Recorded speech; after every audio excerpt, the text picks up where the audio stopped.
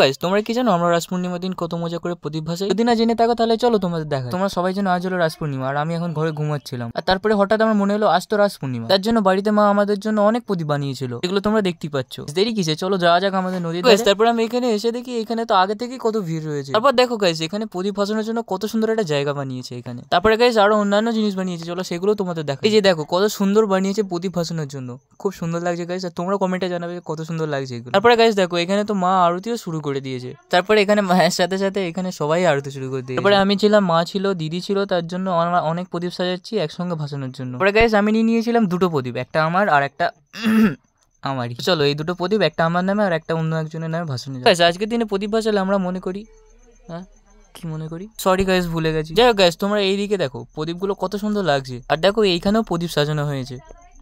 তারপরে গাইস পিতা আর পিতার মায়ের সঙ্গে একটুখানি বাজি পুড়িয়ে